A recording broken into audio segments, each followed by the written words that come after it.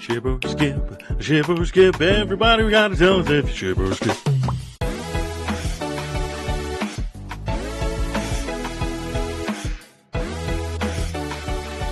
Welcome to the Forward Slash, where we lean into the future of IT. I'm your host, Aaron Chesney, with my beautiful co-host, James Carmen. You know, James, today I was reflecting on my past and how I got to where I am today. And, you know, I chose technology as my path for my career. But, you know, when I was first starting out, I thought maybe of working in a factory of mirrors or working with mirrors. It's, you know, something I could really see myself doing. Wow. That's a fantastic dad joke. I enjoyed that one very much so. You know, that reminds me of when I was a kid. My dad, he used to work on the road crew. You know what I mean? Maintaining roads and stuff like that. He worked there for many, many years, but he got fired for stealing. Yeah, we were all very surprised, but when we got home, all the signs were there. Oh, yep. Yeah. I get it. What have I come on? Do you want to just introduce our guest, Aaron, please? Oh, sure. So, after almost 2 decades of web development and over a decade of consulting at companies from large enterprises to tiny startups, Adam has learned a thing or two about the business of the web. Former host of the Build IT Better podcast, a web-focused show about design patterns in development, and excruciatingly entertaining public speaker, Adam L. Barrett has all sorts of opinions on coding, design, architecture, business, intra-office politics, and board games. He also wants nothing more than to stuff them in your ears until you politely ask him to stop. Adam, why don't you tell us a little bit more about yourself? Thank you. I love that excruciatingly entertaining, and Yeah. that's a perfect way to describe you, Adam. I love it. I mean, I don't want to, let the audience see the little man behind the curtain working the levers or anything, but I may have written my own bio there. I'm just saying, might be. That's not something legal in some states, but but yeah, we left out the Nobel Prize winning part, by the way. well, I don't like to brag, is what it is. I don't like to bring that up. But yeah, no, I'm Adam L. Barrett. I, as mentioned before, have been the host of a couple of podcasts. I've made my career in sort of like going into companies and helping them write better, like JavaScript and front end sort of web focused code. I also dabbled in other programming languages a bunch early on, but I've really kind of taken the web as my focus for at least the last 13 years. And then, for about 7 years before that, oh man, realizing that I'm approaching the second decade and it's just making me feel old. But I have worked at places as big as, I don't know what I'm allowed to say, but I worked at places as big as Apple and Walmart Labs as a consultant, and as small as very 3 people startups. And so I've had a really good range of experience. I kind of learned a lot. And then I like to push that experience out onto other people and pretend I'm being helpful by just, allowing myself to say whatever I think as though it's right. We call that consulting. Yeah, I mean, that's it sounds good. Nobody wants a consultant that comes and goes, I don't know, what do you guys want to do? Yeah. I don't know. I've never seen this before. Yeah. This is peculiar. I don't have any opinion. You guys have any idea how we'll fix this? Oh, I don't know. Yeah, nobody likes that consultant, to be perfectly honest. So what is it like? The front end communities, it tends to kind of have a reputation of having more of a younger generation, right? As the, kind of the whippersnappers, right? So what is it like being someone who's had a lot more years of experience under his belt, working in that community and within those frameworks and everything? How's that experience been? I would honestly say both frustrating and fulfilling at the same time. Looking at the stats, it's something like the amount of new people doubles every whatever it is, few years. I can't remember what the actual number is, but it's so there's constantly more new people than there ever were before in web development, just constantly coming in. And so I end up in this spot where I have a lot of people who are enthusiastic, but there's this strange thing that happens at about year 3 and maybe it's the Dunning-Kruger effect, maybe it's something else, but where they've learned enough that they know everything and there is no problem they cannot solve. And it's very hard to convince them that I know, I've been there and I know what you're thinking, but trust me, I know what I'm doing. So I have this like balance of completely enthusiastic people who will listen and other people who I am constantly trying to convince. I swear to you, I really do know what I'm doing.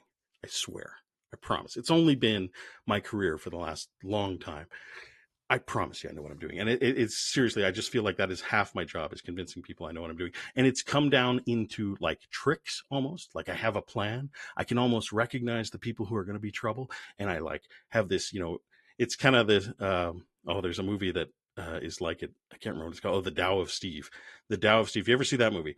He's got this plan for how to impress women. And mine is like how to make myself known. I do something awesome first in front of them. And then they're like, oh, that's pretty cool. And then I like, help them do something awesome. And then they seem to respect me. And I have to like pick out the individuals who I have to do this with and stuff. But yeah, it's kind of funny, frustrating and rewarding. Of course, when I got out of high school, I already knew everything. Oh, and yeah. I have a 12-year-old who knows everything. But yeah, I was going to say, 13, I was about 12 16. Or 13 when I knew everything. And then somewhere in my 20s, I think it was when something in society changed and suddenly I knew nothing. So right, there was a lot more things around. Like for some reason, new things got invented that I didn't know about. Weird points of view that I had never considered before. Yeah. I think that's when aliens landed, and possibly, and took over, and I must not have gotten abducted with everybody else because I didn't know what the hell was going on. Yeah, and they introduced the new math, and that was a big deal. The new math just the new yeah, the new math really messed things up. That in Y2K, the new math and Y2K, those two things. Y2K.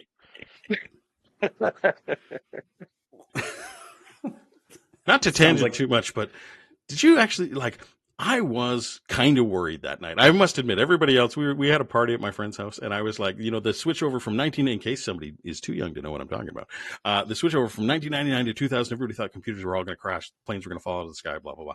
And I knew it wasn't going to happen because I know how computers work. But I was a little bit like, I wonder what is going to happen. Are these nuclear codes that are going to have a problem because they have 2 digits storing the date? But no, everything was fine. Yeah, I was expecting something, just not anything catastrophic. I'm like, because everybody was like, oh my gosh, we're not going to be able to get money and the power grid's going to shut down and blah, blah, blah. And I'm like, all right, if anything, you're going to see maybe a flicker.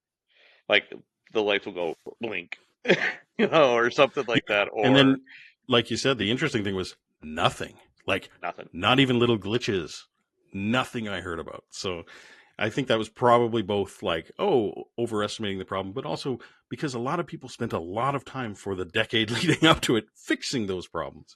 But yeah, nothing was actually a surprise. Just absolutely nothing on Y2K. See, I don't even remember being a decade. I remember it being maybe 3 to 5 years. It was like, oh, somebody goes, we're going to have a problem and it's coming up. We better get on this. Because everything is set to a 2-digit year, and our systems don't know of anything before 1980. It's like, okay. I don't know if it was a full decade, but I do remember in my first year of university computer science, which would have been, I think, 95, 96-ish, somewhere around there, the professor mentioning the Y2K problem. That was the first I had heard of it. And I was like, so maybe it just 5 years before, but I assumed if academia knows about it, other people must have known about it for years too. Yeah, and having to it was funny how pervasive the issue was when you started kind of trying to fix that the 2-digit problem. It was like pulling a thread, right? And in a lot of systems, it was just like pulling a thread, and you almost want to just say, okay, let's just scrap this whole thing, right? And start over from scratch, which was, we all like to do that, of course, but But does that even work when we scrap it? I mean, I don't know. Is that a thing? That is a very interesting subject that maybe we could get into because, there's this thing that happens in software where every senior developer you ever know, every like software person who's got a little experience under their belt will tell you, don't scrap everything and rewrite it. Like that's the biggest mistake you can make, right? And if if that's the biggest mistake you can make, well then why does it keep coming up? And they say, oh well, it's the instinct, it's the junior instinct. Like, oh, you know what? I can't understand this. I just want to scrap it and rewrite the whole thing. I don't want to understand what's fixing and going on. Now, let me take a moment to get into my diatribe here, because I think that they might be wrong. And I'll explain why, because this is a blog post that I've actually been waiting to like thinking about putting out, but I'm worried about the backlash almost, because I'm worried about everybody going, wow, this guy does not know what he's talking about. This is an idiot. Don't listen to this guy. He's dumb. But the truth is, I have been a part of at least 2 very successful, complete, big pie in the sky rewrites. And everyone's like, what? Like, don't do that. It's the wrong choice. And I will say, yes, absolutely. It's probably the wrong choice. But every now and then you come into a project and it is so far gone. It is so bad. And it's not just a lack of understanding, because sometimes you try and work with it. You try and figure out where you're going to, what could we refactor to just make small parts better and then build around it and stuff. But sometimes you get to the point where this is becoming a problem. We can't add new features. Things are taking too long. And a complete rewrite might actually be the answer. And a complete rewrite comes, along with this like natural thing that you get to refactor a bunch of stuff anyway. Like, it's just going to happen because you're trying to rewrite the whole thing. You got to understand the requirements again. You got to figure stuff out. And I think that's where people would say, yeah, that's the biggest problem, because once you're doing that, you're going to lose all this knowledge that had been built into the system already. But I kind of feel like, yeah, but if you're afraid to touch stuff, that's a bad maintenance cycle. But I know that this is like, everyone's going to be screaming at me right now on their ears to be like, what are you talking about? Don't be dumb. But the problem, I think, is just how people go about doing the big rewrite, because the big rewrite is like, everybody thinks, oh, I got this idea. And I have been a part of many rewrites that were not successful too. And I kind of feel like I'm starting to pick up on the patterns. And for me, there's these patterns that are like, and I mean like the patterns of why they fail and why they pass, because there is patterns, like there's the strangler pattern where, oh, you rewrite the parts around it, and as you add more and more rewrite parts, the parts that are bad kind of like they get smaller and smaller, and eventually they go away. The problem is, most of the rewrites I've been a part of, it's like 2 years, 3 years, and they're still going. The rewrite will someday, oh yeah, we're halfway through, and someday we'll get going. And I kind of feel like that's the state of so many projects. I've come into a couple of projects where they're like, yeah, we're having trouble, we need somebody to help out. And they're like halfway through 2 rewrites. So they started a big rewrite, it never quite finished. Oh, and they started another big rewrite, and that one never quite finished. And, sometimes it's like switching, in the web and JavaScript world, it's like JavaScript frameworks. Oh, we went from like Angular to React, but now somebody convinced us to try this new thing, Svelte. And so we're kind of halfway through that too, but we still got some Angular there, but we can't realize that. And so there are things that you can do to ensure you have a successful rewrite, and there are things that are going to ensure you have a bad big rewrite. I think one of the things I've seen, I always thought, like, because I've been doing this a long time, and I'm kind of on the same side as you. Like, I do think a rewrite, now I probably tend to reach for that a little too often, but I tend to think that a rewrite is, they can be successful and they can be effective. I think one thing that I've seen in the past, when you do make the decision to rewrite, it's like, okay, how do we redo exactly what we did for the last 20 years again in a new language, new framework, whatever. It's like there's no rethinking of how can we better solve this user experience, and solve this problem for our users, all of those things. You've got the patient, like this is the patient's on the table. We can actually take care of something here. And people don't take those opportunities. That's, I think, one of the biggest issues of a rewrite. That whole feature parity thing and all that. Like, let's just replicate exactly what we had in a new language or whatever. So I think that's one of the things I see a lot of. Yeah, and you'll see that especially when people have like automatic tools to do it for them. They're like, oh, it's okay. We have this tool that's going to run through all our components and do the thing for us. And it's like, what are you gaining then? Like, if you're just going to make the same mistakes that have led you down this path to this horrible confusion that is stopping features from going out at a good pace, what are you gaining by this rewrite? So yeah, I 100% agree. Another problem I see is people, and this is why people will usually rail against it. And I don't think it's a realistic thing, but it's stopping development. Like, okay, we're gonna stop feature development for 3 months. We're gonna do the big rewrite, and then when it's done in 3 months, which never will, by the way, when it's done in 3 months, then we'll start feature developing again. It's like, no, you gotta realize that this is an ongoing process. It's part of the stuff, but you still got to keep bringing stuff in. You still got to try and build stuff for sales. You might need to hire more people on, but of course, everybody you add is just more technical problems because you have to like bring those people up to speed and do stuff. But maybe you hire experts in what you're rewriting too, whatever, blah blah blah. I was just going to say, I think another thing with that too is that a lot of the times the original requirements of that system that you're working on, the people that came up with that or knew that problem domain very well are usually no longer around or have moved up and out of that space. So the ones that I've found that are doomed to fail are the ones that are always looking to do it exactly the same way because nobody knows exactly what it's doing and how it's doing it because that domain knowledge has passed on. And I think the ones that I have seen work on a greenfield rewrite are more those ones where we're going to look at the problems we need to fix and we're going to reimagine the solution because then they understand what is it that we actually need to do, and then let's just rebuild the system that does it. And there's a side effect of reflecting on why you do certain things too, because if nobody in the company is left over who can tell you, well, why did we do it that way? And the answer is just, well, it works, don't touch it. That's really bad. Do you know what I mean? If there's no, whether it's documentation or just a person who gets it or, expertise in the area, if there's nobody to say, well, we have to do it that way because, then that's a problem that the rewrite can kind of come in and solve. A thing I find that often is the biggest, I think, reason for failure is there's kind of two methods to the rewrite. There is the bottom up or the top down, and then you're like, well, what do you mean? And it's a little more apparent, I guess, in web development because there's this very clear like tree almost of stuff. It's usually a tree of like, component tree in the front end or something, or a tree of like, here's where the entry of the user is, and then here's the API dependencies it takes, and then they call different subservices, whatever. And you can usually see it as like, there's a starting point, kind of dependencies spread out, and then and then we get our thing. And people think it's a good idea to do leaf up. So you're like, oh, well, we'll do this leaf, we'll do this leaf, we'll do this, and eventually we'll consume the whole app and it'll be great.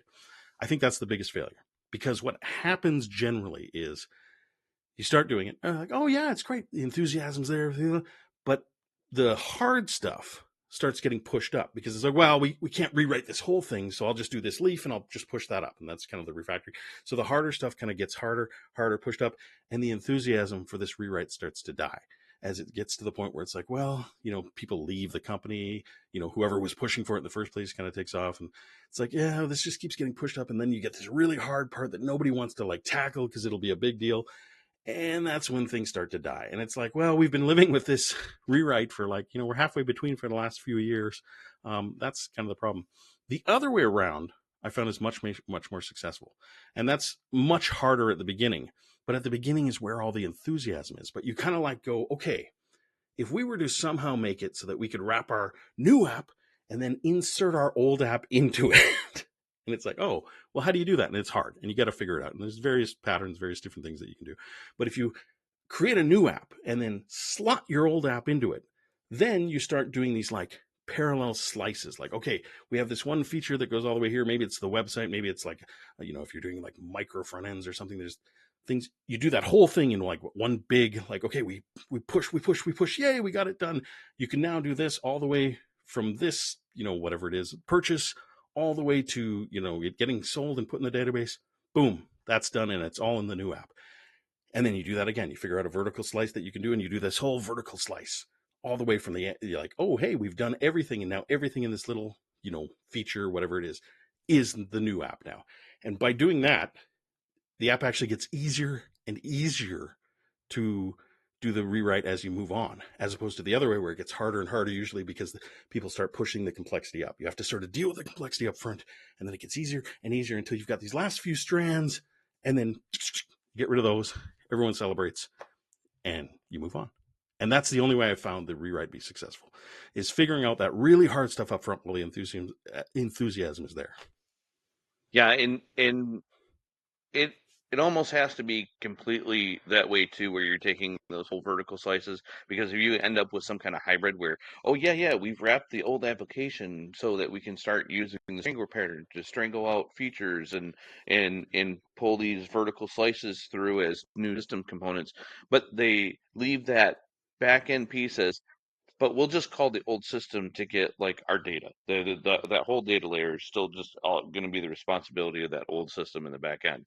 And so you get, like this weird kind of new shiny finish on the outside, but the interior of it is still, tore up and ratted out, and so it looks good on the outside, but the inside is still the same kind of junk that you had before.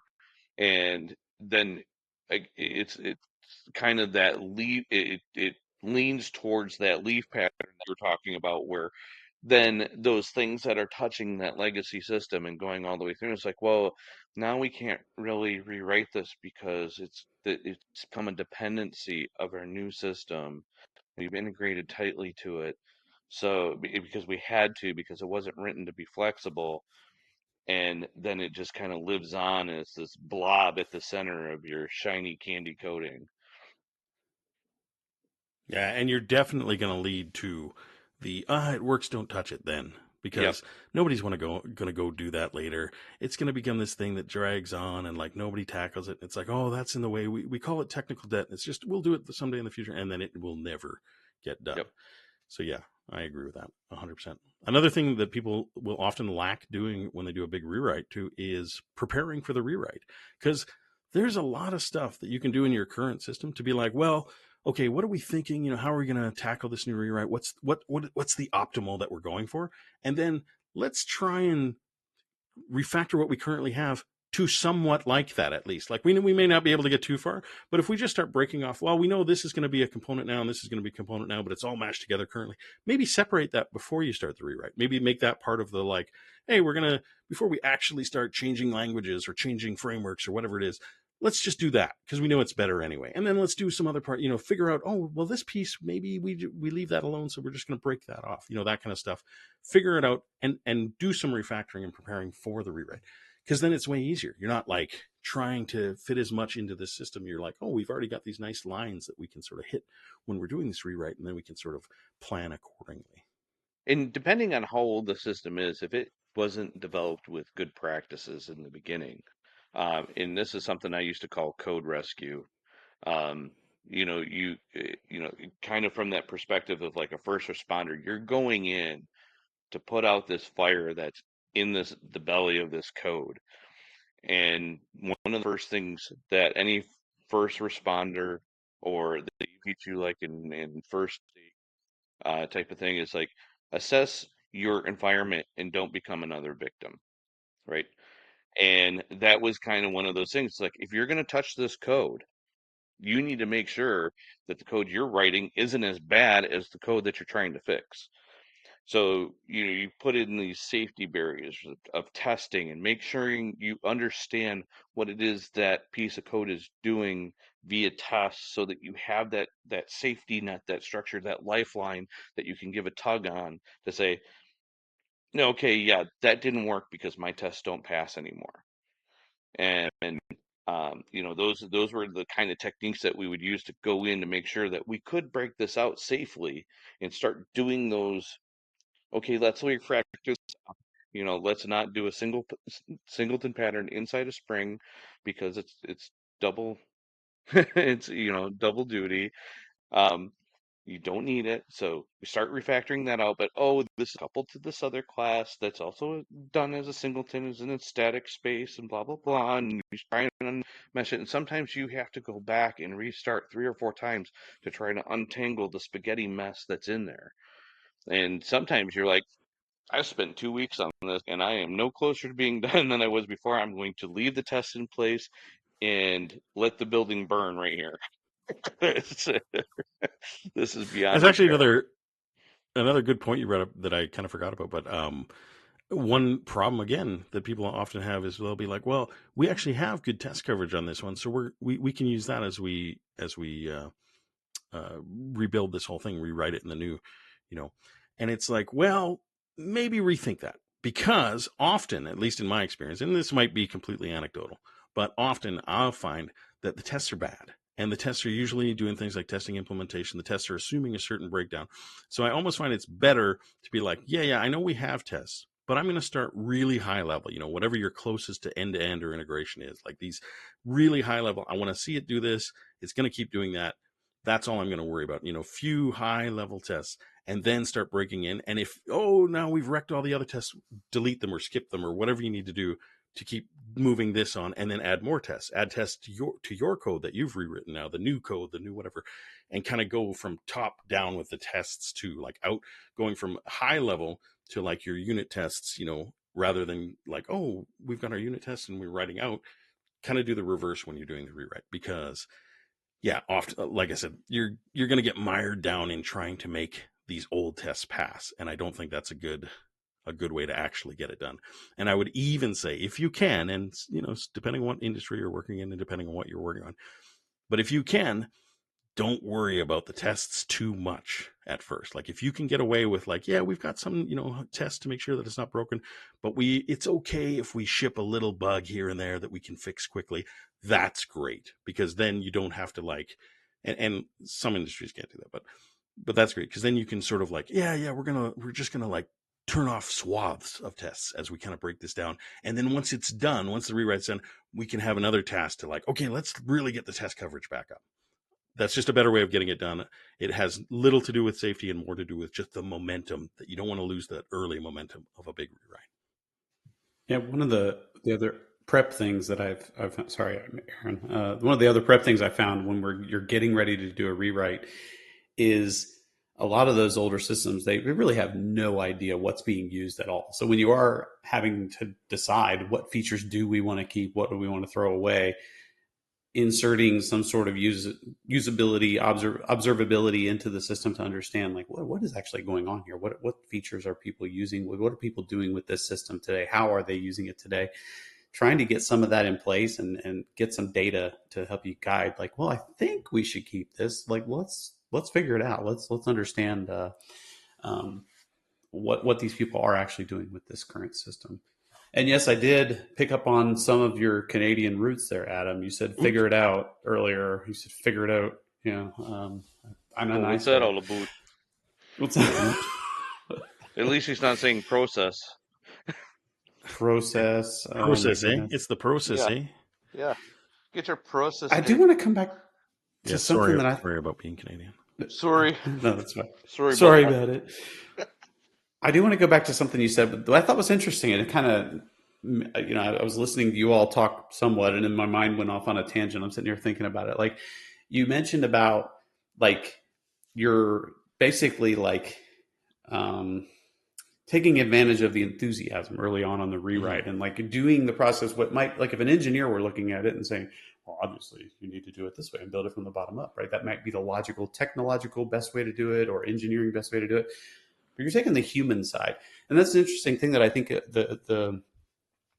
the industry has embraced maybe over the last 10, 15 years or something. I'm thinking of like Conway's law and principles like that. But we're actually thinking of the human part of software engineering, and not just what is the absolute best technical approach. Because we've realized that you have to take that. There are humans involved here, and we have to think about that and consider that. So I thought that was just an interesting thing. It made my mind go on a little tangent. So thanks for that. So you've opened up a door in my brain that now I'm going to have to walk into and look around a little while. So thank you. And that kind of leads to the point that I was going to make as well, is that it's not about the technology, and the kind of tests that you want to be writing for these kinds of things are what is the value that this system is currently providing?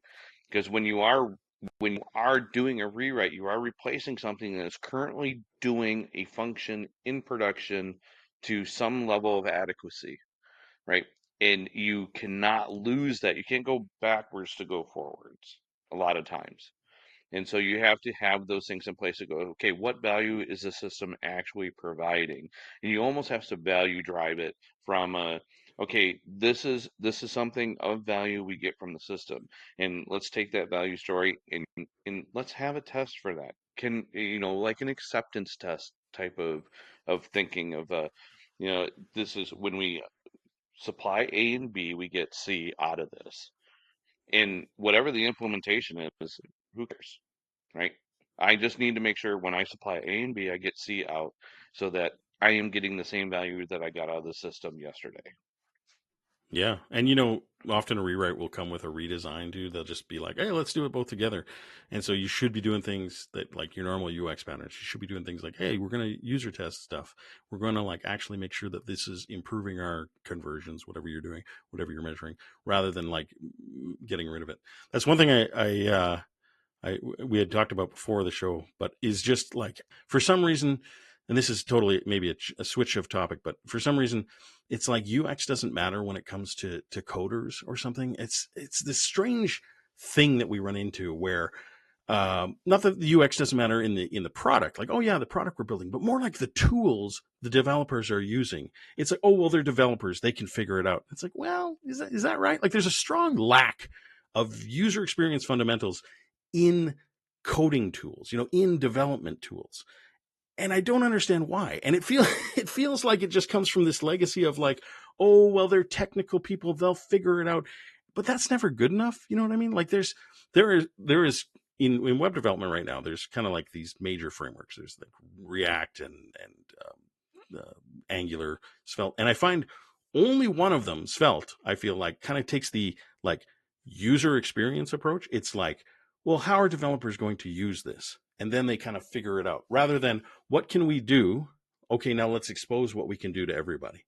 And it's this mindset change that I think is desperately needed in the industry. Like if you look at any tutorial that I see these like web development tutorials, they start with like, okay, well, let's make the database schemas. Let's figure out what we're going to need. And then we're going to layer on an API and then we'll put a front end on that API. And I'm always like, no, don't do that. Do the other way. Like figure out what the user can do, move into like what minimal APIs you need, and then what storage you need. So the whole industry is kind of pervasive with this, like, oh, technical as people can figure it out. It's fine. And I don't like that at all. It's, it's strange to me. And I feel like we're about to hit this big, moment, I think, in web tools because there's right now it's actually pretty awful in web development.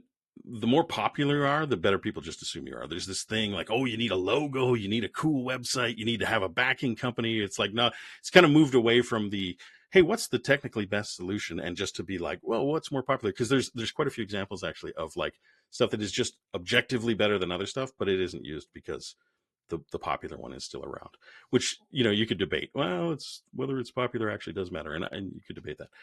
But I feel like it's primed now for like, hey, what tools are just going to be the easiest to use, but also give you the best experience? Because there's always the problem is like, well, easy doesn't mean simple. And there's a whole difference between that. And you want to have the flexibility and the control, but you also want to have things, quick and easy to do. And it's as if there's a dichotomy there, but I don't think there actually is. I think there's like, yeah, you could have both and somebody just needs to design it. What we need is designers to come and design our code and our tools. That's what we need. Yeah, and Take I've that and I've UX seen mindset even. I've seen some tools that actually took a very interesting and easier approach to applying complex logic for solutioning in a couple different industries. One of them was when I was looking at teaching my kids to program because, hey, do what dad does. And there's this language out there called Scratch um, that uses like block formations for control structures and loops and things like that. I'm like, this is brilliant because we type this in time and time and time over again as we're developing solutions, and they're the base building blocks of what a program is. Why isn't it just slapped together with blocks like that and make it simple? And also, then when I was working with chip testing software, their their testing structures were also one of the interfaces. And I don't remember which one it was, but one of them also had like testing nodes that were drag and drop and organize, and you plugged in different attributes into the blocks, but so you could see your testing path on a display. And I'm like, these are really cool and really easy to understand, instead of looking at a series of just text and numbers on a screen and trying to figuring out what is this doing. And I thought that was really interesting um, approaches to the problem of, we have a very complex structure, but we put a nice UI in front of it so that you can basically GUI edit your programs and your streams and your thought conscious. And Yeah. it was a beautiful, beautiful thing, and it just seems to have died away. Yeah, well, I think the developer knee-jerk reaction might be what, I could call the Dreamweaver effect, where they're like, oh, well, if it's got a nice UI and it's drag and drop, I won't have the control I need. And it's like, I'll have to, whatever. It's just easier for me to write code. And I feel like this is where designers need to come in, because there's this like very fundamental design position, right? Where it's like, yeah, you make the 80% that they're going to do upfront and easy. And then when they need to get into that 20% that is not the upfront and easy stuff that we know they're going to need, okay, you allow them to do it. But it's a little bit harder. It's a little bit deeper. They need to go a little bit further. They need to maybe open stuff. And that's it. That's all you need. So all these like drag and drop tools, absolutely. People are like, oh, they have this. Oh, I remember all these GUI tools that won't let me do what I need to do. And I'm just fighting the tools all the time. But if we had more user testing, essentially, like when was the last time you ever heard of like a technology for developers being user tested? Like, oh, we sent this out to 100 developers, here's the feedback we got. Like, it just doesn't happen. Maybe it does, but I haven't heard of it. But you could get into that, like, oh yes, well, this was great up till this point. Oh, well, maybe if we added the ability to just hop this open and write your own code for these particular parts, well, that would be perfect. You know what I mean? Like, it's just these such easy wins, I think, that we could get to drastically improve productivity for developers. And meanwhile, we're focusing on ChatGPT, which I don't think is a good a good productivity boost. Like, there's a lot of stuff with these ChatGPT things happening right now where it's like, oh yeah, but I just type what I want and it like codes for me, but it never really does. And like, I feel like most senior developers are like, yeah, but then I spend just as much time debugging what ChatGPT wrote like than I would have if I had just written it myself. So I feel like there's like, again, let's user test that. Let's see how they're doing. And maybe, GitHub or whoever put out Copilot, maybe they did. Maybe they tried it for a while, but I'm not sure they did. I feel like people just think, hey, there's this cool thing. I'm sure developers will use it because it's cool and it does stuff. I just want to see more fundamentals of design being brought into the whole development tool. So, Yeah, I think trusting your programs to AI is folly, like you said. Um, but you could use it to say, what kind of test should I have for this piece of code? Or if you get stuck in a piece of code, it's like, what is this code doing? And kind of that is like a research partner type of thing. It's very good at analysis of data, right? Because that's what it's designed to do: analyze data and come out and produce an outcome from it. So, using it as like a research assistant in your development process, I think is a really good use of the tool. But yeah, I would not trust AI to write my code with some of the things I've seen. You know, Especially if you've looked at any of the AI generated pictures that have an extra arm coming out of the head or whatever. yeah, nobody wants code that, like, I don't know, sometimes it fails, but we don't really know why, so we just ignore those ones. Like, yeah, we predictability is just we fairly just important. regenerate those. Yeah, we just don't worry about that. That's fine. Just hit refresh. Um, what was I going to say about that? Yeah, and you're right. There is good ways. Definitely research. Definitely like, oh, hey, I want to learn something. But also that's kind of weird too, right? Because it's reliant on like sort of knowing if it's going to lie to you, because as maybe we don't know, but yeah, Chat GPT stuff, all these LLMs, they lie to you sometimes because they're just trying to guess the best text they think you want from your input. And it's like, yeah, so you kind of have to have this base knowledge of, oh yeah, no, that's wrong. Like, oh yeah, that's whatever they just said there, that's actually a complete fabrication. Don't listen to that. And so it's a weird double-edged sword when you use it for like learning and research. Yeah. And now I'm having to like scratch my idea of always generating all my applications from a database schema. Dang it. Yeah, I thought that was a great way to do it. You guys just talked me out of it. That's one thing I wonder if it would be amazing though.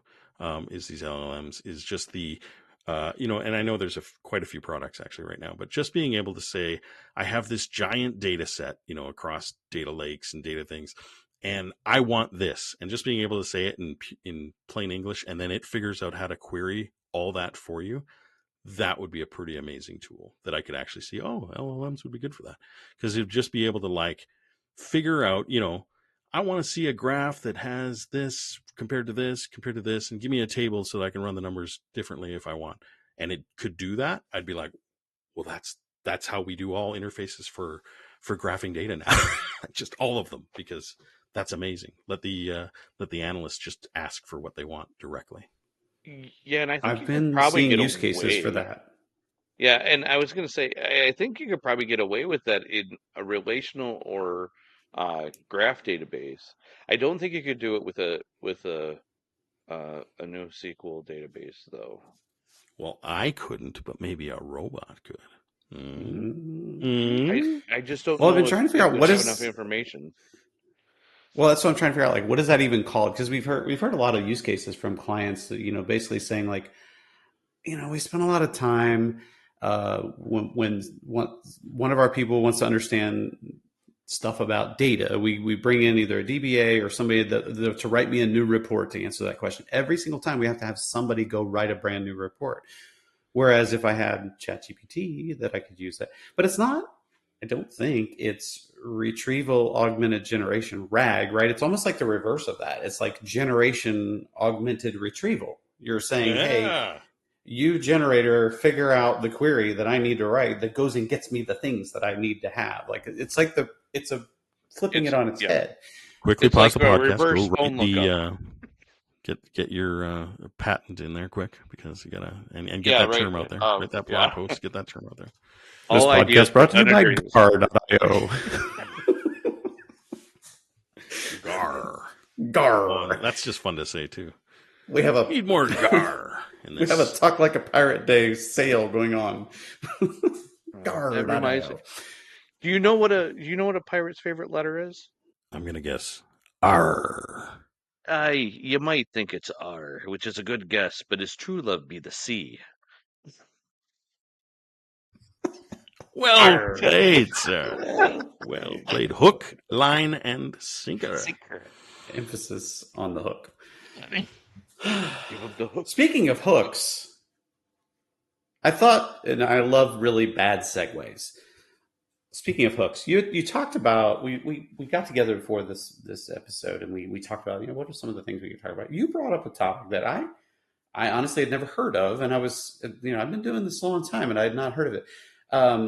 Progressive enhancement. You kind of talked about that, and I kind of the in my brain's like, oh, you're just progressively making things better, which would be like iterative development. That's not exactly what it is. Can you maybe explain that a little bit better? Yeah. So maybe this is very well. It shouldn't be, but maybe it's a very web development term. But like about 10 years ago, I feel like everyone was talking about progressive enhancement, and maybe the other side of this same coin would be like graceful degradation, where the idea is for whatever, and it's more important in web maybe than in other platforms, because it's no matter what device you're on, no matter what limitations you have, you're going to have this work for the main part.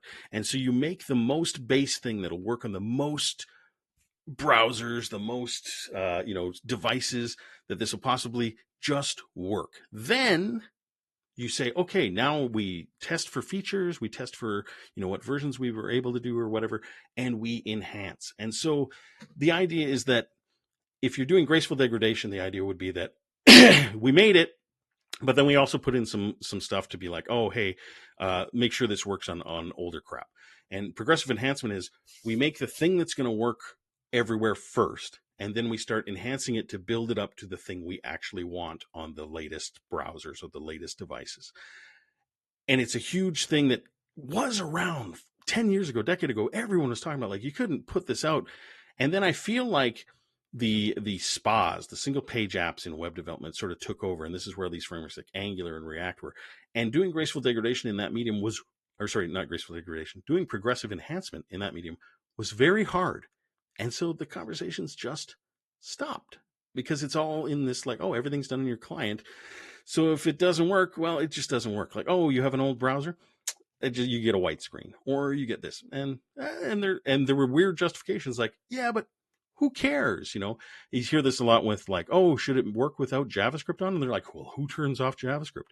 And then there's a lot of articles you can find about like, well, it's more than you think because it's people going through a train, it's people in certain situations, people out whatever. Often there's what they call Li-Fi, where you are connected, but for some reason it's not giving you all the files that your browser is requesting these things, and so you'll actually just have like one JavaScript file that didn't load, that kind of stuff. So there's a lot of things that can happen. So it's like, yeah, you should maybe worry about that. And there's a large enough percentage of users that this will be happening to that like, actually it's kind of a big deal. And then we have this like big swing from SPAs and everything happening on the client in web development to like the server again. Everything's moving back to the server. There's these things that like, always secular. It's like, oh, hey, we go server, we go client, we go server, we go client. There's other different things that kind of happen in development. But we're currently on this big swing to the server again. That's where the pendulum has gone. But I don't hear anybody really talking about progressive enhancement now. And I'm like, but why not? This was the thing that kind of stopped it, I felt, was like doing everything on the client. We're back on the server. We could be doing this. Why isn't everybody talking about it again? Because it's rather important, but I'm not hearing it. So that explanation of progressive enhancement actually like play out? I kind of realized I babbled a lot there, but where it's not just like, oh, we make a feature and then we keep adding to the feature. It's literally about like, what are the devices this is going to run on capable of? And we try and make sure that the root of it, if it's content, okay, they can read the content at least. If it's videos, it's like, well, they might get a link to download the video if they can't play video on their device. If it's a, CSS stuff, like, well, worst case scenario, everything looks okay. It doesn't look right, but it's enough that they can function and they can like, submit a form and stuff happens the way they expect.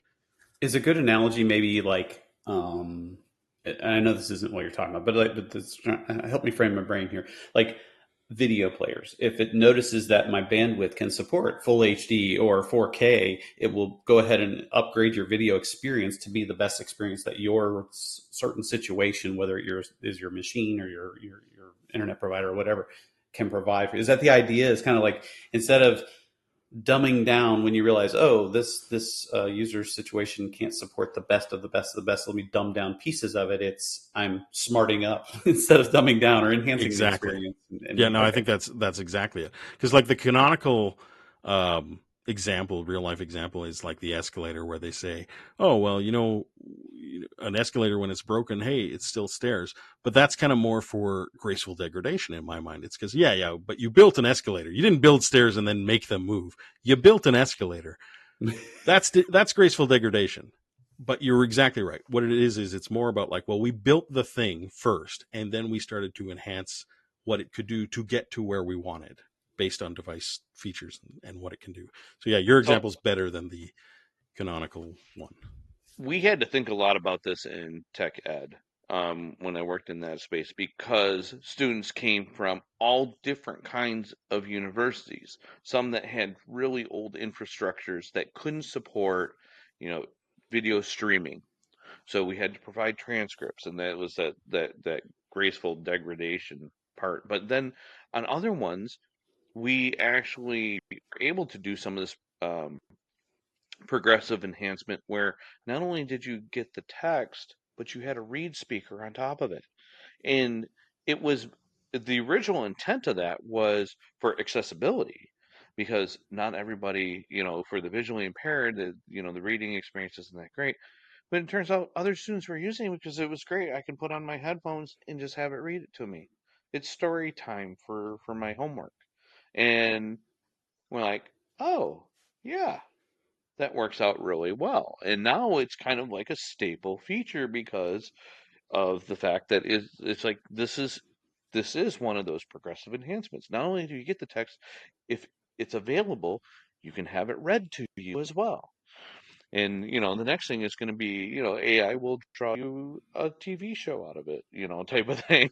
But AI yeah, mentioned. Well done. yep. Well, and Aaron, you bring up an interesting. So could one of the reasons, and I don't know that it necessarily plays into or comes into play in general, but in our case, because Aaron and I worked together at Cengage Learning, and we were in ed tech. Um, one of the aspects was you had to be very careful not to give one student an unfair advantage when it comes to assessments, because they're kind of competing for grades. They could be grading on a curve. You can't give one student an unfair advantage by giving them a better experience that makes it more easy for them to learn. So you had to be really careful of doing those sort of things where you're enhancing that experience for one user because they've got a faster computer versus the other where they do not. I don't know if that specific aspect comes into play in the general sense, or what do you think? Maybe on that progressive, is that maybe some of the reason why people didn't do it? No, and the reason I would say that, the reason I would say that is that the people who aren't doing progressive enhancement aren't also doing like lowest common denominator. They're not doing like, hey, this will work for everybody. They're doing stuff that will absolutely break for people on less devices. So it would be even worse than the situation there where, some students, you can actually like do your tests and do your learning online. Oh, but you with your older phone, no, you can't at all. You'll just have to figure it out. Go borrow one from a friend, or get a job and come back when you have money. That kind of thing. Like it's just such a it's a way worse problem, I think. If I'm giving too much credit as lowest common denominator. Yeah. Going to the lowest common denominator, it'd be like, oh well, you don't have to do that. You could progressively enhance. But no, what's actually happening, I think, more often is like, no, it just completely breaks. Yeah, that's like so trying to pull out an old I don't give iPad. a darn. Yeah, it's like trying to pull out an old iPad and installing a new app on it. Like, no, you can't do that on this. Yeah, this is just says no. This is, you might as well use that as a paperweight right now because we're not going to run anything on that anymore. And like right now with web development, there's React server components is a big thing, and Svelte has this like streaming and whatever. It's like we're primed to do this now. We can actually have these great experiences, except React server components, the most popular thing in web development right now, I think that people are talking about and people are whatever, needs client-side JavaScript to work. And I know that sounds weird because like, but doesn't it run on the server? Yeah, it does. But to compare, not to get too technical, but to differentiate it from just like server-side rendering, which is one thing, but these components, one of the main things is that you can stream updates. But those streaming updates will not work without client-side JavaScript. Therefore, you cannot do progressive enhancement. Therefore, what's the point? Not what's the point, but why isn't this prioritized? Might be a better way to say that. Yeah, it's interesting how that pendulum swung, right? So, you remember back in the old green screen days, right? It was the machine itself was doing all and then we just had dumb terminals, right? And then it was like, well, forget that. That's not a good experience. Well, we need fat clients, right? And we started writing all these desktop apps. And then it was like, oh, no. We need to put everything back on the server and let server-side render and just spit out HTML. And that worked for a while. And then it went all server-side, single page app and all Ajax and all of that fun stuff. It's so funny how that just goes back and forth. And now we're back emphasizing server-side rendering again. So I can't wait for the next iteration of the smart front end that we embrace. You can almost feel like I think we may be at the apex of the server side. You can almost feel it swinging back now too. Mm-hmm. But yeah, absolutely. Though one would say maybe we're not really swinging back and forth as much as kind of like moving in a spiral forward. It's like, but things are still getting better all the time. We do go like this way and that way, but things are still always getting better. Like it's better than it was no matter what. So yeah, it's like a weird spiral. Like, I don't know if you've ever seen the solar system moving through space thing. It's like the solar system doesn't move through space in a flat plane. It moves through space like a big spiraling thing rushing towards something. So yeah, same idea. Yeah, I guess you're right. Maybe Mac OS is better than VAX. Maybe, right? Like maybe that's true. My old VAX screen. Yeah. All right. So we have a new segment that we'd like to debut this episode, and we there's all these like, are you gonna do you like this or not kind of things. There's plenty of them. The kids would say pass or smash kind of thing, right? So we did an IT or technology take on it. We call it ship or skip, and We can insert the ship or skip jingle right here if we ever come up with it. I don't know. Ship or skip, everybody we gotta tell us if you ship or skip. And that should be our first ship it or skip it topic. Is I love it. I would just ship it as is. I agree. Ship it. So anyway, the idea is I like this or I don't like this. We have a few that we've kind of jotted down. I'll let you, Aaron, do you want to start and we'll just kind of work through the list back and forth, kind of ping pong it? Sure. Let's start with TypeScript. Oh, ship it. Ship it. And here's the thing. I get why people don't like TypeScript. I understand it. It's added complexity to a beautifully simple language that's completely whatever. But the difference is when you're working as a team and you have at least a few people who really know TypeScript well, because I'll admit, when you have a bunch of people who are new to TypeScript trying to do TypeScript, it can feel awful. When you have a few people who really know what they're doing to guide the others, it can save you from a lot of problems, like a lot of problems with, oh, I can't believe this bug happened. Oh, I can't believe, we never caught this before. It's so weird. Why are we doing this same data and reproducing it a bunch of times? Blah, blah, blah. You'll find all these sort of things. So I'm absolutely a TypeScript, ship it. I do feel like it's taken over like JavaScript. I think there's probably more TypeScript projects than there are JavaScript projects when it comes to like commercial products, at least. What about you, Aaron? I am a fan of the write it once and use it everywhere philosophy. That was like kind of the basis for TypeScript, and I believe in enhancing TypeScript to cover the edge cases that where maybe it didn't handle something natively. Instead of going, oh well, it doesn't do this, so I'm just gonna write this native over here and then write this native over there.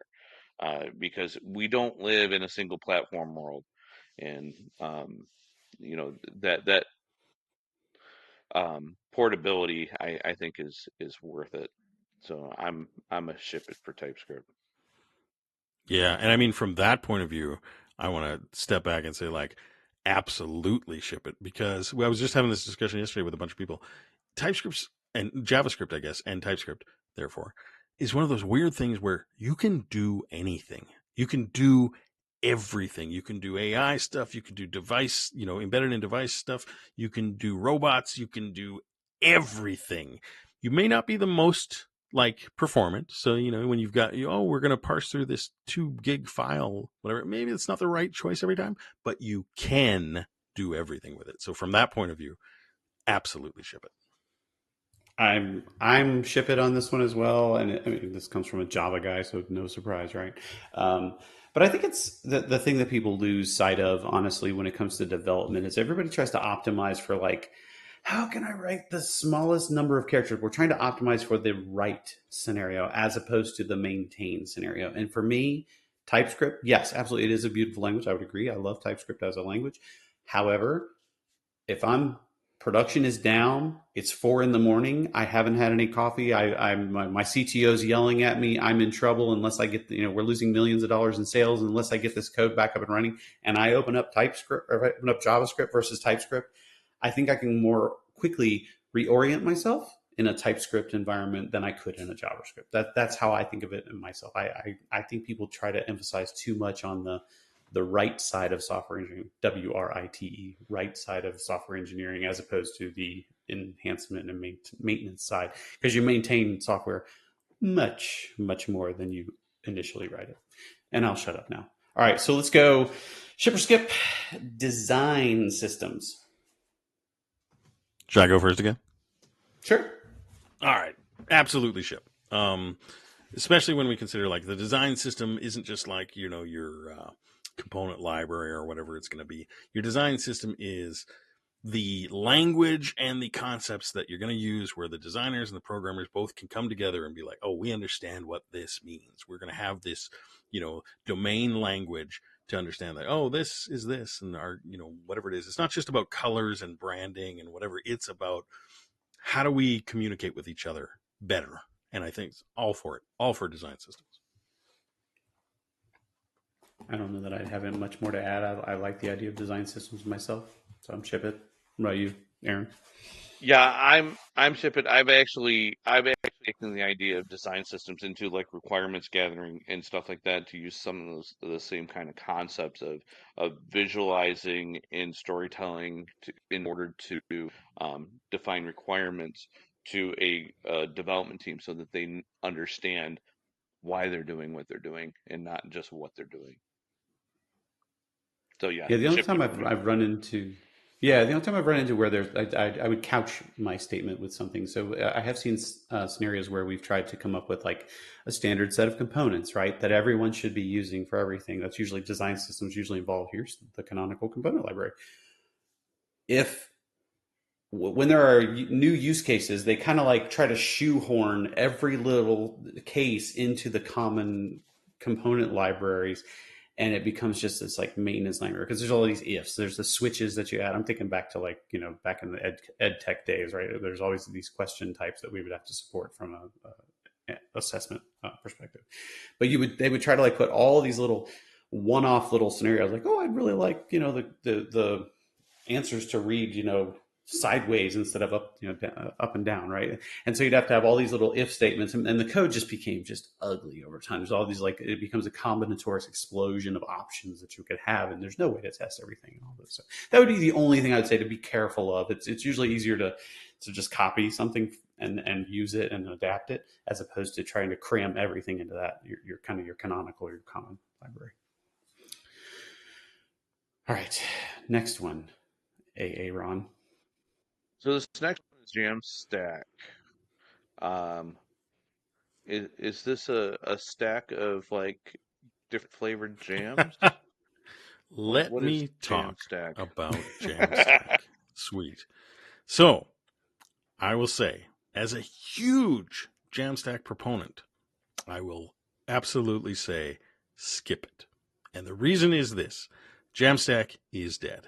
So, to get into what Jamstack was, well, okay, actually, so Jamstack is kind of funny because you have to face facts. Jamstack ended up changing over time because it was an idea. They didn't want to acknowledge the idea. It had to change, and eventually it died. And honestly, I think I got an email a couple months ago from like the person who had like been pushing Jamstack and the company Netlify that had been like trying to like get that word into everybody's lexicon or whatever. And it was like, yeah, so we're not going to do Jamstack anymore. We're not going to call it Jamstack. Jamstack is officially dead. So Jamstack, what it was static sites got a bad name a long time ago, but it was a pretty cool way to make applications. You could do, this is the single page app era where you could do, hey, I'm going to like put everything on the client. These are the thick clients, and I'm going to call different APIs. So it's going to be JavaScript, APIs, and markup. Jam, JAM, JavaScript, APIs, and markup. And that's what we're going to ship. And it's like, well, isn't that just static? But they didn't like the word static. And the reason they didn't like the word static is because people would be like, static. Well, ours does a bunch of stuff dynamic. We can't do a static app. That doesn't make any sense. It's like, well, it's not static. Just the assets are static. Just the like literal files don't change. That's the only part. We just don't have to have like a runtime running. And it's like, no, we can't do that. It's static. We do lots of cool. So they tried, these companies in particular, there were a few of them, tried to like rebrand that. Like, hey, this isn't static. This is Jamstack. JavaScript, API, markup. Cool. Jamstack and full client apps aren't unreasonable. This is how apps work. Like native apps work on your iPhone and your Android is full client. It's all on your device right now. That's how it works. You download it to your device. It runs in your device. It can save things in your device. It can do things in your device. And it doesn't necessarily have to go to a server, but it can go to a server when it needs to. It uses APIs to do that. That's a really common architecture, or whatever you want to call it, for apps. Jamstack was just that, except with one thing, because it was all browser-based technologies. Browsers don't have the ability to do any sort of like safe saving, so any sort of cryptographic like storage. And so without that, everything has to like, oh, well, you can do a certain amount on the client, but then you always have to kind of fall back to these APIs. You always have to end up doing something. And then it was like, okay, well, you got to this point where, the browsers have this very unique problem where the size of the files that you're downloading actually affects the performance, because it has to load them first and then execute them. And the execution actually is dependent on the size too, just by the way JavaScript works. And so bigger apps start to be a problem. And it has this weird connotation thing, because you expect to go to a website, it downloads very fast, and I can immediately start using the app, as opposed to like an app, which you go to the app store, you hit install, it takes 20 seconds to download, you're fine with that, and you open up the app and you start using it. That would be fine if that's how web works. But if you open up a website and 20 seconds go by and nothing's happening, you just go, and you go away because it's broken. Mm-hmm. So Jamstack had these two main problems. Couldn't store stuff safely. Loading had to be taken into account. And there's all these kind of things. And eventually people started going, hey, if you server-side render stuff, then it works better. You get better performance off the hop, at least. And it was like, yeah. And they're like, oh, and because you have to do all your crypto storage kind of stuff on the server anyway, we can just do it closer to there. And this is where the server movement started to, like, the pendulum swing back to that. And it was like, okay, well, let's rename what Jamstack means. And they literally, like, again, the same company, Netlify, sent out an email. I think it was Netlify. They had sort of separated themselves, and Jamstack had its own website and stuff too. So maybe it wasn't particularly them, but it was the idea. They sent out this email saying, okay, Jamstack means this now. It means composable. And they literally said, like, it doesn't mean JavaScript APIs and markup anymore. It's just its own thing called Jam. So, and it was like, okay. And here's what it means. It means composable software development, where you, like, bring things together, this API from this service, this API from this company, this API, and you compose your application together from various services. And it was like, great. Isn't that what everybody's doing? It's like, so what does the term mean anymore? Like, it's like, yes, I get that. And as it kind of went on, it was like, yeah, okay, Jamstack started to die. You started to see less conference talks about Jamstack. And then, like I said, I think the killer in the coffin for me was the nail in the coffin, was the email that says, hey, just so you know, officially, Jamstack is dead. We're not sending out a newsletter anymore, and the website's going to go down eventually. Saying, okay, Jamstack, skip it. That was a really long skip it. Sorry. Skip it, though. That's good. All right. I like so with that description, I would definitely say skip it. I think that a lot of that, for one, the security concerns are just, especially since security is taking, like, a main spotlight on many, many, many sites. Having those kind of concerns in a back end for front end type of layer is definitely where you want to have that. You can also get caching there to reduce load times. So, and I always like doing my data consolidation behind the scenes and on a very small, close to front end type server piece, especially in cloud environments. I say skip it. Let's see.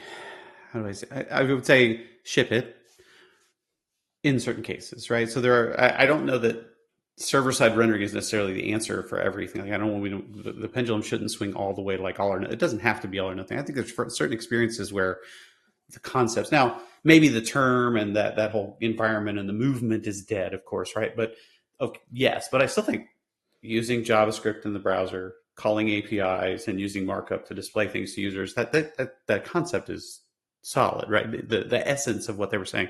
So I think it's ship it, and with certain scenarios. Yeah. Put that asterisk on it for certain. Yeah. I was thinking the same thing, because back in the day, the static sites did have their place to even just for, like, content, like when you were just doing content. But I feel like the use cases where this would be useful, because I was trying to think of one. It's like, what would be a use case where I wouldn't have security concerns, or I would want the data to be obvious, my rendered version of the data to be a layer away from what the API is giving me, so that I have that, oh, they changed their version of the API, I can update my mappings. And I couldn't think of one off the top of my head. So that's what led me to skip it, because I don't think we're in that space where there isn't security concerns or some type of data conglomerate happening between APIs anymore. We're not doing like static HTML type pages this day and Yeah, age. and like there is actually I would call it a fork maybe of Jamstack, or like a more refined thing, that the movement that's happening right now, which is just local first. And local first is very similar in the idea is that you download the files to your device, and that's where it does all the work, and that's where your data stays unless you choose to sync it somewhere else. And it's about syncing to, it's like, this is my data, I sync it to where I choose, blah blah blah. But it's a local app first, and I think local app is kind of where local first, sorry, is kind of where Jamstack went. And I think if you had to name the movement, rename it again, that'd be what I would say. Jamstack morphed into the local first, essentially. But there's a lot more philosophy of why and privacy and blah blah blah about local first too, that maybe wasn't related to Jamstack at all. But I'd say that's kind of what happened with Jamstack. I'd like to. All right. So we had another one on the docket, but I'm gonna, for the sake of time, I think we're gonna skip that one because I really want to You're get going to to the skip last it. one. You're not going to ship it. You're going to skip. Yeah, I you're going to am skip gonna it. skip it. I see what I did there. Yeah. The last Well, one that sometimes we have. people are multifaceted. We want to understand more than just technology about people. You know what I mean? Like I Yeah, like where you're exactly. going And right this here. in this next one is more about people and understanding people. Breakdancing as an Olympic sport. Ship it or skip it. I'm gonna let you guys go first. I got a long answer again. James, why don't you kick us off on this one? Breakdancing as an Olympic I sport. I say ship it, and again, I'd like to put an asterisk by what I'm saying here. Don't let Raygun do it ever again. That was that person that everybody's making fun of. That poor person. I mean, they whatever. But I say ship it because I remember as a kid. I'm old. Okay, I'll be 50 this year. I actually went to like breakdancing classes like there is some physicality to that. You know what I mean? Like it is a hard thing. So I think if there are going to be things in the Olympics there are much more trivial things in the Olympics that don't show athleticism than breakdancing. I think breakdancing can qualify as an Olympic sport. I just think the example we got in Paris this year was a little cringe. Now, I'm on the fence. I'm going to say it needs work for, so I'm going to skip it with an asterisk. And my asterisk is Mm. that if you bring it back, you need to change the criteria by which it's judged and possibly the format. Um, so the whole dance battle aspect of it, I wasn't good with. Um, I'd rather see one performer doing their bit to a set song or whatever, and it being less subjective, because I thought there were some really good dancers that didn't get put through just because the other person, you know, were hitting check boxes on a list type of thing. Because I actually Mm. watched it in detail, because when I was learning to break, there were no breakdancing classes. We had to pull out the cardboard and kind of figure it out from what we saw somewhere. Um, Mm-hmm. and uh, a lot of those, I do agree with the athleticism of it. Some of those moves are extremely hard to do, and if you matched up some of the moves that were done on the floor there to the men's gymnastic floor exercises, you will see a lot of those same moves Mm. being done.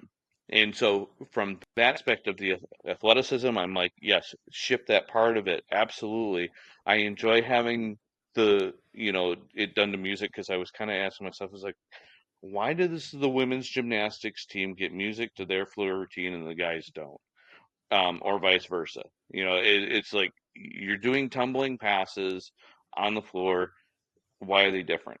And I also think that I'm getting off track a little bit, but I also think, why are the events different for women and men in gymnastics? Um, but uh, so for the breakdancing thing, I think I didn't like the judging format because I thought some of the better dancers didn't get put through. Like, I thought the French breakdancer. I can't remember his name, but I thought he was phenomenal, and he got taken out by somebody I didn't think was as had as good of a performance. And so I was just kind of, how did that work? And as I was watching, it was like, oh, he checked off more boxes for the judges, and it wasn't judged the same way. So I think there should be it needs to be more like gymnastics, where it's a more of like a, these are the things that get judged and how they do it. These are maybe like required elements that you have to put into your dance type of thing. And it's more of maybe a routine that has to be done, and maybe a level of difficulty of your routine type of scenario. So for me right now, I'm gonna skip it with that asterisk of, if you bring it back, it needs to be done better. Well, all right. I got to admit, I didn't think we'd be taking this so seriously, but I'm going to take it just as seriously as you guys. So I'm going to say ship it with a tilde and a superscript ampersand, because I want to say I agree with everything you said. As a sport, it needs to be, actually the same things are always being said about figure skating. It's like, well, how are they judging it? Where's the transparency in the judging? Blah, blah, blah, blah. Same thing with that. So yeah, absolutely. And it's a new sport, hard to judge, hard for laymen to judge too. Hard to be like, well, why does that guy look so cool? Why is he losing to this other person that did not look so cool? Now, specifically with ray gun, I also sort of get a ship it, because I would say this is like one of those Rebecca Black, Monica Lewinsky kind of situations where this thing happened and she went out there and she wasn't trying to do anything. She's not an artist. She wasn't trying to be avant-garde. She wasn't trying to be like break the system or anything. She's just doing her best.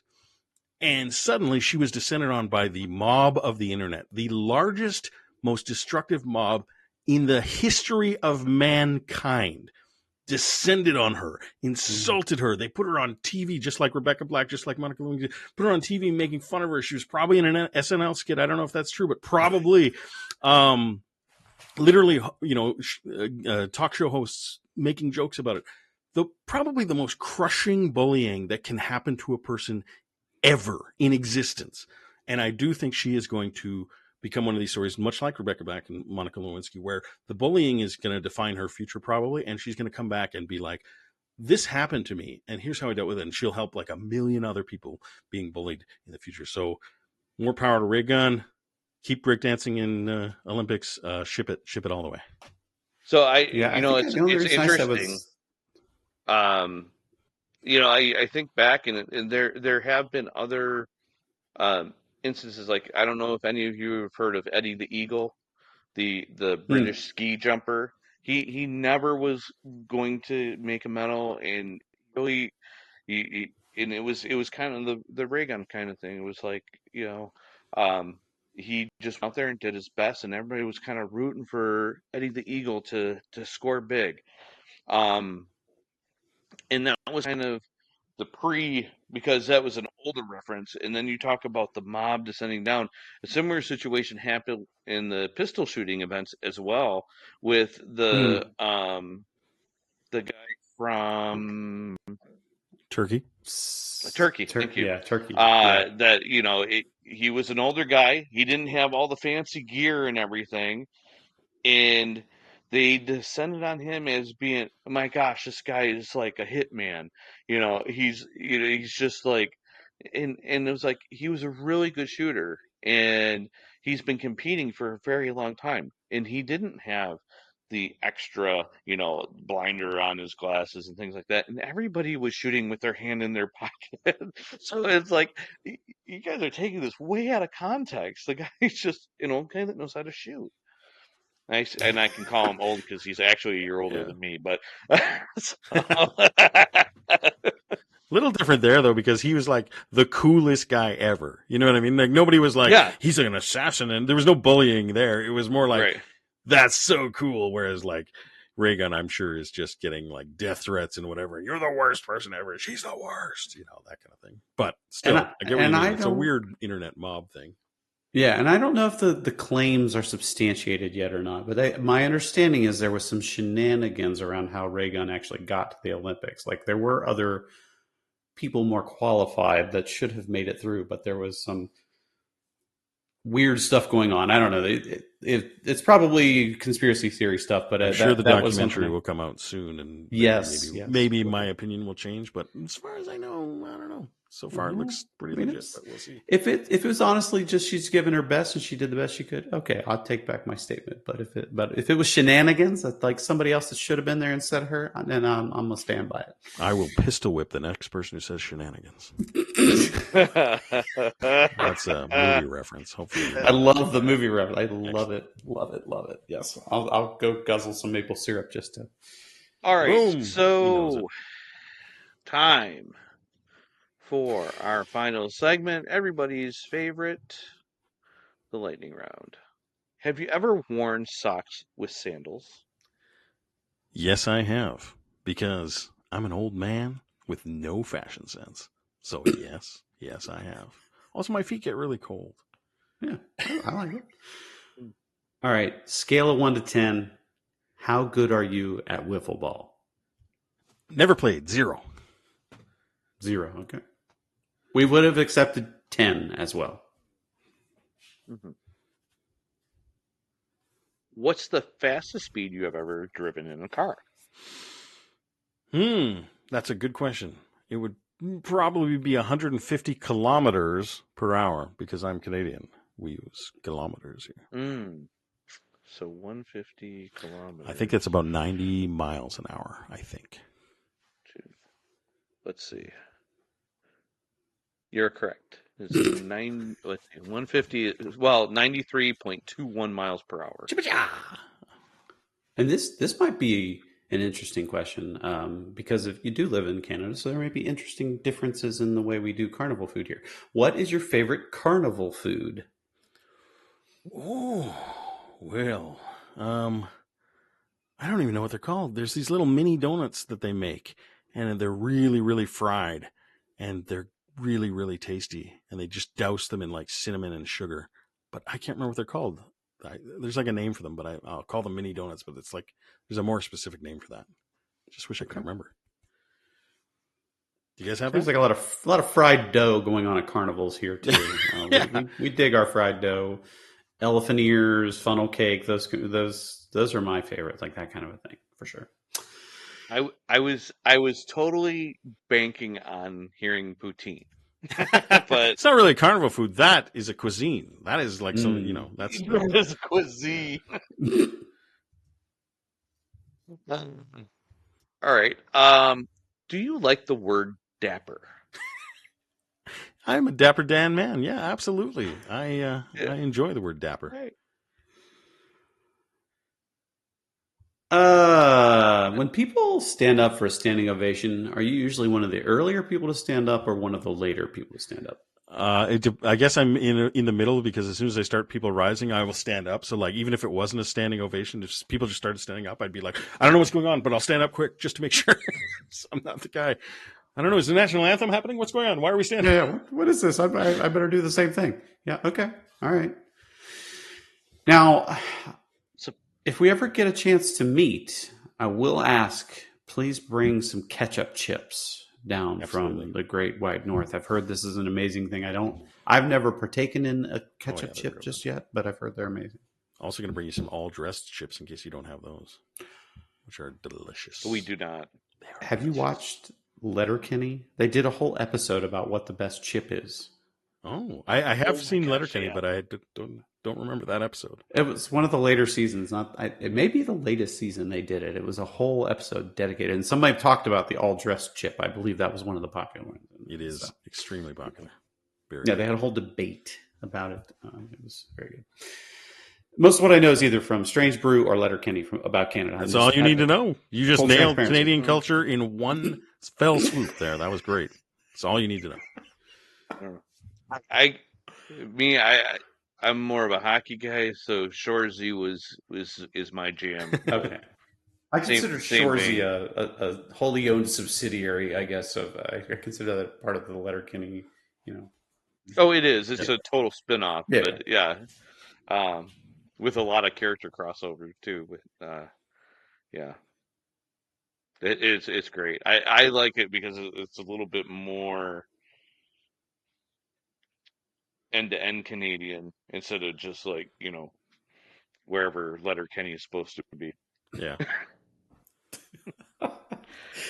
Okay, so I think we've All right. gone through everything. Yeah, and then some. Thank you to our guest, Adam Barrett, for joining us today, and my beautiful co-host, James Carmen. I am Aaron Chesney. This has been the / where we lean into the future of IT. Thank you for listening. Stay tuned for future episodes wherever you get your podcast from. And thank you and good night.